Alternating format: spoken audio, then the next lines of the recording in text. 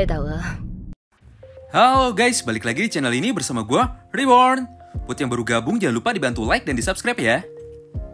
Sesuai hasil voting sebelumnya yang Oji-san buat kemarin, maka pada video kali ini Oji-san akan membahas mengenai hal yang tidak kalah menariknya dari manga Tokyo Revengers, yaitu mengenai wawancara eksklusif dari Ken Wakui yang dilakukan oleh pihak Kodansha pada tanggal 25 Agustus kemarin. Wawancara eksklusif ini sebenarnya sudah tayang di YouTube official Kodansha. Jadi buat kalian yang penasaran dan mau nonton sendiri videonya, kalian bisa langsung kunjungi aja channel YouTube-nya Kodansha ya. Jangan lupa di like, share, dan subscribe juga channelnya, biar nggak ketinggalan update resmi dari manga Tokyo Revengers ini. Sebelum masuk ke topik utama, Oji-san mau disclaimer dulu ya. Jika semua materi dalam video ini diambil langsung dari sumber resmi atau officialnya, bukan hasil ngarang bebas. Semua materi dalam video ini sepenuhnya milik Kodansha dan official Toman. Oji-san hanya merangkum, mereview, dan menceritakan ulang hasil interview tersebut dengan gaya bahasa Oji-san tanpa merubah arti dari kata sesungguhnya. Dan yang terakhir, konten ini mungkin tidak cocok bagi sebagian orang, karena hampir seluruh isinya akan didominasi dengan suara tanpa ada gambar pendukung sebagai media penyampaiannya. So, buat kalian yang penasaran dan ingin tahu lebih dalam mengenai Ken Wakui Sensei, sosok spesial di balik manga Tokyo Revengers ini, kalian bisa simak terus ya video ini sampai habis. Ada 5 pertanyaan penting yang akan Oji-san bahas kali ini. Kita mulai dari pertanyaan pertama. Kami penasaran kenapa kamu membuat cerita Tokyo Revengers berlatar di kota Tokyo pada tahun 2005. Hal itu sangatlah spesifik sekali. Ken Wakui menjawab, kehidupan dunia berandalan itu selalu berubah dari waktu ke waktu. Pada saat aku mulai membuat manga ini di tahun 2017, aku sama sekali tidak mengetahui bagaimana keadaan dunia berandalan pada masa modern ini. Jadi akhirnya aku memutuskan untuk memulai membuat manga ini dengan latar waktu yang aku ketahui. Aku menentukan latar waktu pada tahun 2005 karena pada tahun itu salah satu editor yang bekerja sama denganku berada di kelas 2 SMP. Dengan begitu akan lebih mudah bagiku dalam mengembangkan alur cerita dari Tokyo Revengers ini. Dari sini sudah jelas banget kan, jika semua informasi yang selama ini viral dan di-share oleh akun-akun fanbase anime semuanya hoax. Sebenarnya ini sudah lama menjadi keresahan para fans Tokyo Revengers baik di Twitter maupun di Discord. Karena informasi yang tersebar selama ini adalah salah besar. Ken Wakui bukanlah anggota geng Black Emperor. Foto yang selama ini beredar, yang menyebutkan bahwa orang dengan seragam Black Emperor adalah Ken Wakui merupakan sebuah kebohongan besar, yang ternyata diamini oleh sebagian besar fansnya. Black Emperor adalah geng Bosozoku yang eksis di tahun 1960-an. Dan sudah resmi dibubarkan pada tahun 1993. Lalu lanjut ke pertanyaan kedua. Aku selalu menangis ketika membaca dan melihat ada karakter di manga Tokyo Revengers ini yang menangis. Apakah kamu menangis juga saat menggambarnya? Ken Wakui menjawab, all the time. Ketika aku menggambar wajah menangis, aku sendiri pun ikut terbawa suasana dan menangis juga. Menarik banget ya? Tidak heran jika selama ini kita sebagai pembaca pun sampai terbawa suasana dan ikut merasakan suatu momen yang sedang terjadi dalam manganya. Ternyata Ken Wakui Sensei sendiri pun menggambar dengan sepenuh hati, hingga perasaannya pun dapat tersampaikan kepada semua pembaca manganya. Lalu pertanyaan selanjutnya. Art stylemu dalam menggambar manga ini sangat unik. Aku penasaran, siapa influence-mu dalam membuat manga? Ken Wakui menjawab, aku mempunyai banyak influence.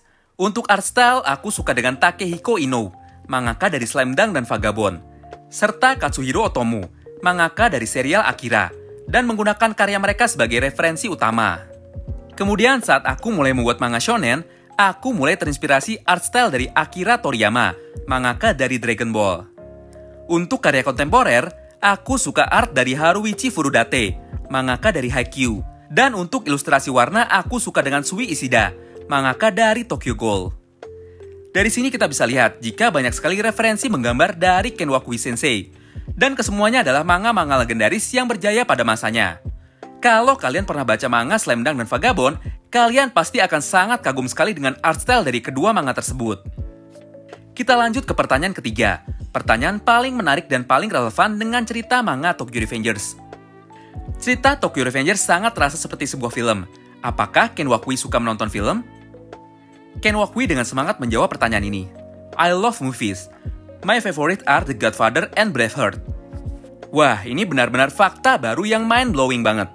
Setelah tahu 2 film favorit Ken Wakui ini, Oji-san seketika bisa mengerti kenapa Ken Wakui sangat suka sekali membuat karya atau manga dengan nuansa yang sangat gelap, dan selalu berakhir dengan bad ending atau bittersweet ending.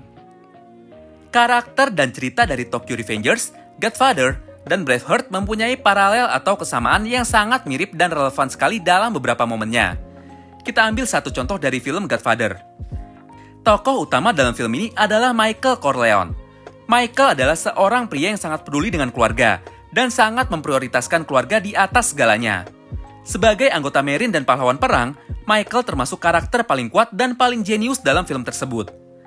Namun akibat sebuah tragedi pengkhianatan yang dilakukan oleh rival bisnis mereka dengan cara membunuh istri dan kakak dari Michael demi bisa menguasai dunia mafia, karakter Michael pun perlahan mulai berubah. Michael yang awalnya sangat menjunjung tinggi nilai moral, penyayang, lembut, dan tidak suka menyakiti atau merugikan orang lain serta sangat loyal terhadap keluarga besarnya, akhirnya berubah menjadi Michael yang kejam. Michael tanpa ampun akan menghabisi orang-orang yang berpotensi menjadi penghalang bagi dirinya, dan orang-orang yang mengancam serta mengincar keluarga intinya. Semua itu Michael lakukan demi melindungi masa depan keluarga inti Corleone dan bisnis keluarga utamanya. Di akhir cerita, Michael sang pahlawan perang pun akhirnya berubah menjadi Don Corleone, atau bos mafia terbesar dan terkuat dalam versi ceritanya. Sangat mirip bukan dengan cerita dari karakter Mikey di Tokyo Revengers? Kakak Mikey yang bernama Shinichiro terbunuh, sama seperti kakak Michael yang bernama Sonny.